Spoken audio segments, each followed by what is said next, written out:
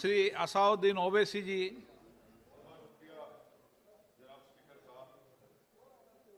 Sir, मैं इस bill की मुखालिफत में खड़ा हूं और इसलिए खड़ा हूं क्योंकि मेरा एक पार्टी का कंसिस्टेंट पोजीशन है कि जब इस हुकूमत ने दफ़ा 370 को अपनी ब्रूट मेजॉरिटी के ताकत की बुनियाद पर अनकॉन्स्टिट्यूशनल तरीके से उसको ख़त्म किया, मैंने उस वक्त कहा था कि एक कॉन्स्टिट्यूशनल ब्रीच है और मेरा ये कंटिन्यूस मौक़िफ़ है। सर, मैं इस बिल की मुखालिफत इसलिए भी करता हूं क्योंकि इसी ऐवान में खड़े होकर वजीर दाखिला ने कहा था कि ये हुकूमत जल्द से जल्द रियासत जम्मू कश्मीर के स्टेटहुड को बहाल करेगी। आज आप उस अपने वादे से मुनहरिफ हो रहे हैं क्योंकि जब आप जम्मू कश्मीर केडर को एमगुट में मिला रहे हैं तो इससे आपकी नीयत का साफ इजहार होता है कि आपने जो उस ऐवान को उस वक्त वादा किया था कि जम्मू कश्मीर की दोबारा रियासत को बहाल किया जाएगा, वो सच्चाई पर मुबनी नहीं था, वो सिर्फ महज अल्फाज थे या जुमले थे। तीसरी बात यह है कि सर, एक ऐसी रियासत जहां पर मुसलमान तनासुब में ज्यादा हैं मगर पहले से अफसरशाही में उनका तनासुब बहुत कम था। मैं आपका आदाद शुमार आपके सामने रखता हूं सर।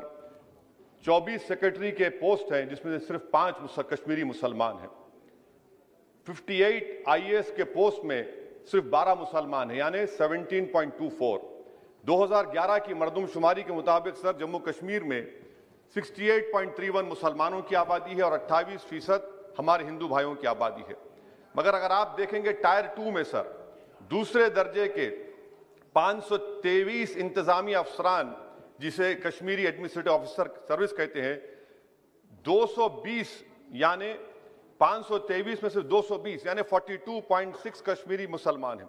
IPS में आ जाइए सर, 66 पोस्ट हैं जिसमें से सिर्फ 7 मुसलमान हैं।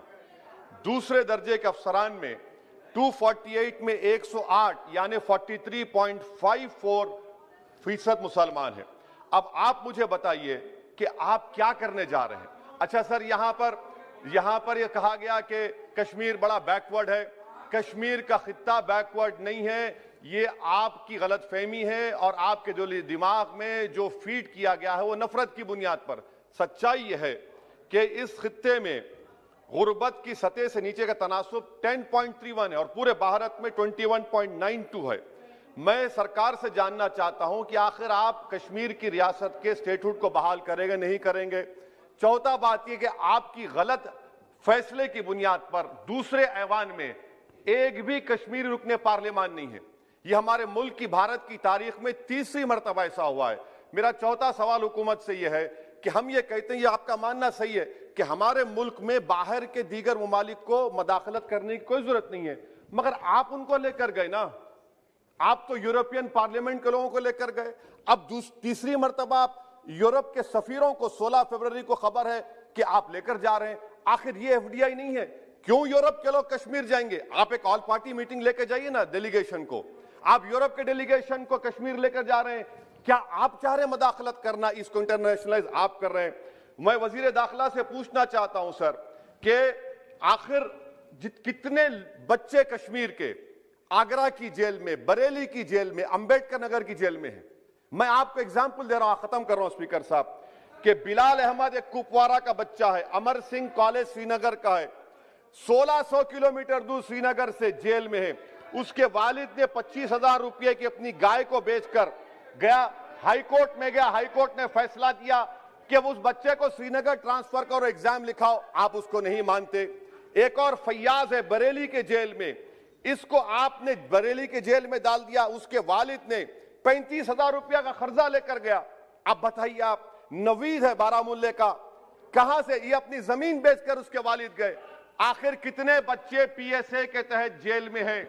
आप उनको कब छोड़ेंगे? और मैं ये बड़ी आखिर में आपसे कह रहा हूं स्पीकर साहब कि यहां पर जितनी नाम निहाद सेकुलर पार्टियों ने हुकूमत के इस इक़दाम की तायीद की, तैयार हो जाइए। ये हुकूमत जो करती है ना, ये दोबारा दोहराएगी और हम तारीख में देखेंगे कि खुदा ना खास्ता चेन्नई को, अहमदाबाद को, बेंगलुरु को, हैदराबाद को यूनियन टेरिटरी बनाएंगे ये लोग। ये कश्मीर में तो एक एग्जाम्पल बना दिए, यहां तक तजुर्बा किया गया। आज ये सब बैठकर थाली मार रहे हैं। जब लखनऊ UT बनेगा, जब बेंगलुरु यूटी बनेगा, जब मुंबई यूटी बनेगा, उस वक्त हाय हाय करेंगे।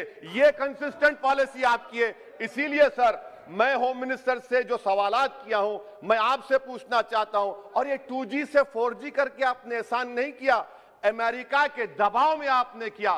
ब्रैड शर्मन से भारत के सफीर ने मिला, अमेरिका ने स्टेटमेंट दिया और आपने 2 दिन में 4G को बहाल कर दिया। आप इस मसले को इंटरनेशनलाइज कर रहे हैं, ये गलत है और इससे कश्मीरी अवाम का डिसएम्पावरमेंट होगा, एलिनेशन बढ़ेगा। शुक्रिया सर।